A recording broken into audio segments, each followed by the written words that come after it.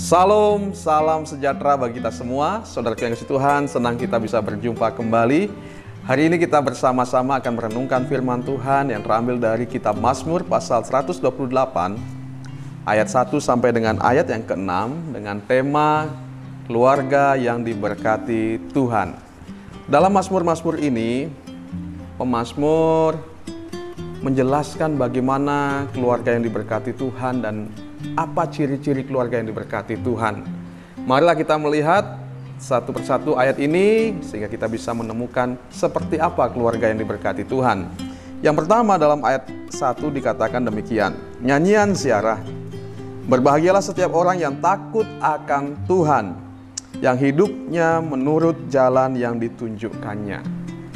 Saudaraku yang kasih Tuhan Yesus, pemazmur mengatakan bahwa berbahagialah atau diberkatilah setiap orang yang takut akan Tuhan. Jadi keluarga yang diberkati adalah keluarga yang takut akan Tuhan. Keluarga yang bahagia adalah keluarga yang takut akan Tuhan. Ya. Jadi kuncinya adalah takut akan Tuhan. Apa itu takut akan Tuhan? Takut akan Tuhan adalah sebuah sikap yang sadar akan kedaulatan Tuhan dalam hidup mereka. Jadi keluarga ini tahu betul bahwa Tuhanlah yang menentukan hidupnya. Tuhanlah yang berkuasa atas hidupnya. Dan Tuhanlah yang sanggup melakukan segala sesuatu dalam hidupnya. Sehingga dengan demikian keluarga ini sangat menghormati Tuhan. Sebagaimana dikatakan dalam kalimat berikutnya, yang hidup menurut jalan yang ditunjukkannya.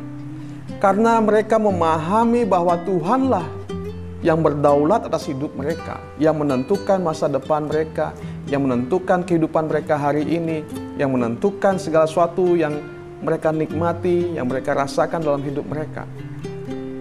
Sehingga hal itu membuat mereka hidup sesuai dengan jalannya Tuhan. Hidup sesuai dengan apa yang Tuhan perintahkan, apa yang Tuhan kehendaki. Ya, karena mereka tahu bahwa sekali lagi Tuhanlah sumber segala berkat itu dalam hidup mereka. Sehingga segala ketetapan Tuhan, segala firman Tuhan, perintah Tuhan, mereka lakukan dalam hidup mereka. Karena mereka sadar betul bahwa Tuhanlah yang menentukan hidup mereka. Apakah saudara dan saya sadar betul bahwa yang menentukan hidup kita adalah Tuhan? Kalau kita sadar bahwa Tuhanlah yang menentukan hidup kita, marilah kita hidup sesuai dengan jalan-jalan, sesuai dengan cara yang Tuhan tunjukkan kepada kita, yaitu firman Tuhan. Firman Tuhanlah yang merupakan jalan kebenaran yang Tuhan sediakan bagi kita. Sehingga kita bisa hidup sesuai dengan kehendak Tuhan. Kita bisa hidup sesuai dengan maunya Tuhan.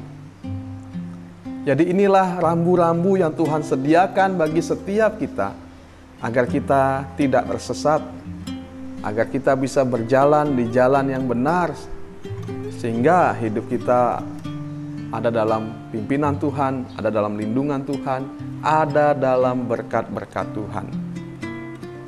Jadi jelas sekali lagi, bahwa orang yang diberkati Tuhan, keluarga yang berbahagia adalah keluarga atau pribadi yang takut akan Tuhan. Pribadi yang hidup sesuai dengan kehendak Tuhan, yang sadar betul bahwa Tuhanlah yang berdaulat atas hidup mereka. Sehingga setiap langkah mereka lakukan sesuai dengan maunya Tuhan. Karena mereka sangat menghormati Tuhan. Dalam ayat yang kedua dikatakan demikian. Apabila engkau memakan hasil jerih payah tanganmu, berbahagialah engkau dan baiklah keadaanmu. Orang yang hidup takut akan Tuhan pasti dalam bekerja, dalam beraktivitas, dalam melakukan segala sesuatu, dia akan melakukannya sesuai dengan firman Tuhan.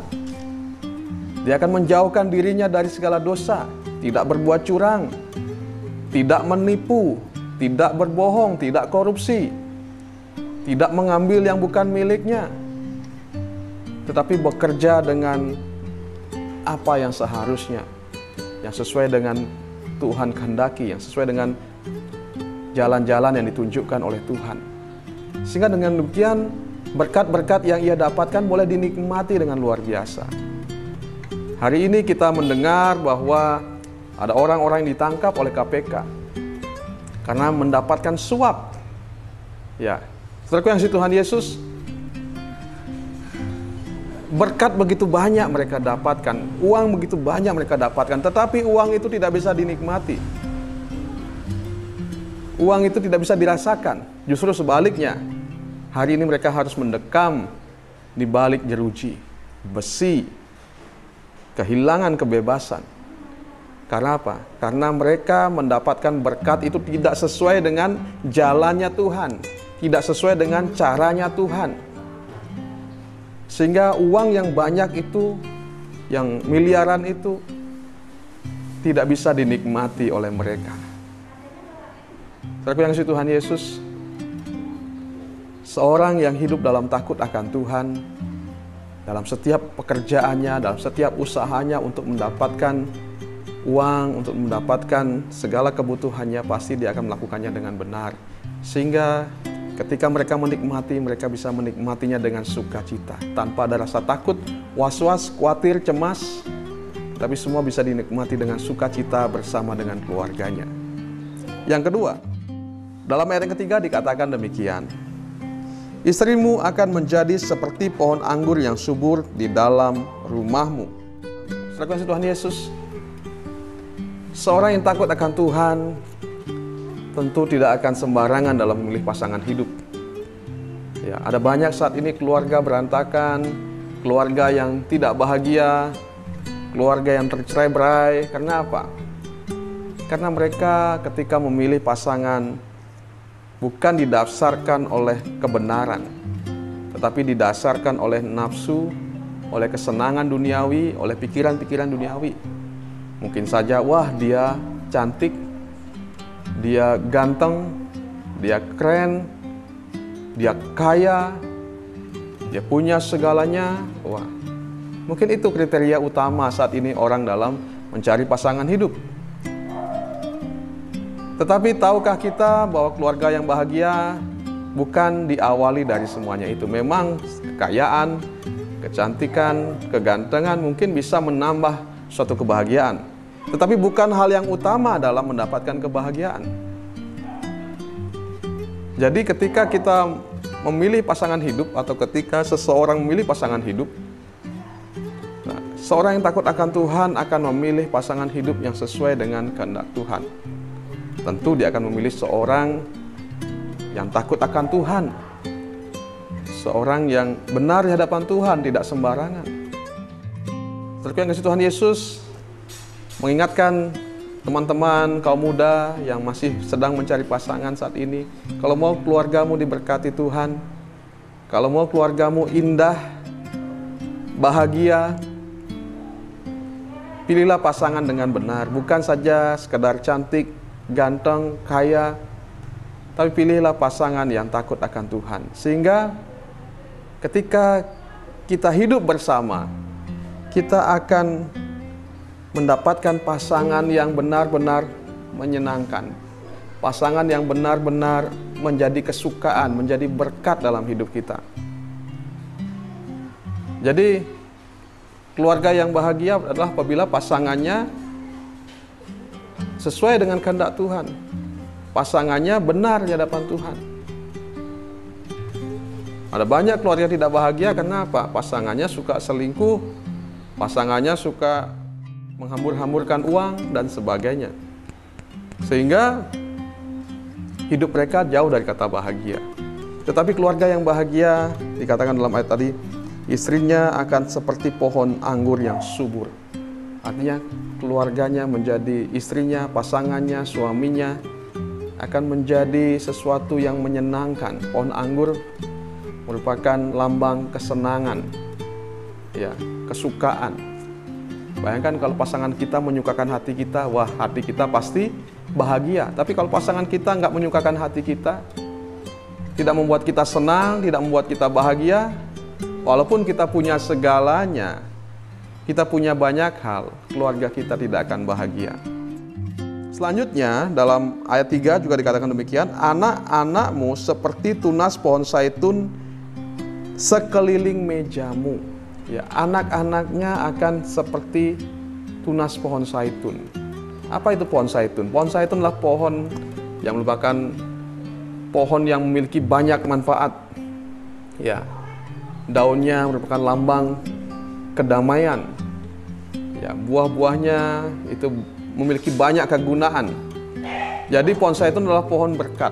Ya, kalau bisa digambarkan demikian, lambang dari berkat. Jadi anak-anak orang yang takut akan Tuhan itu akan seperti tunas pohon zaitun. Artinya calon-calon orang yang diberkati,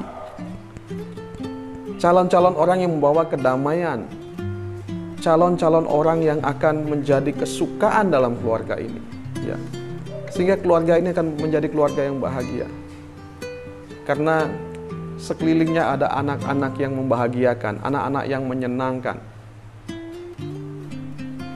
Karena apa? Karena sejak kecil tentu dia akan dididik dalam takut akan Tuhan, dididik dalam hormat akan Tuhan. Ya. Jadi kalau mau keluarga kita merasakan kedamaian, sukacita, kebahagiaan, didiklah anak-anak dalam takut akan Tuhan. Sehingga suatu saat ia akan memberikan kita kebahagiaan.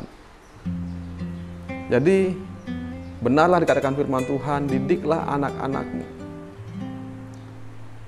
Oleh karena Tuhan Yesus, orang yang takut akan Tuhan akan mendidik dengan baik anak-anaknya. Ya, karena dia tahu bahwa Tuhanlah yang berdaulat atas hidupnya. Dia tentu juga akan mengajarkan anak-anaknya untuk hidup dalam takut akan Tuhan. Sehingga anak-anaknya menjadi anak-anak yang takut akan Tuhan.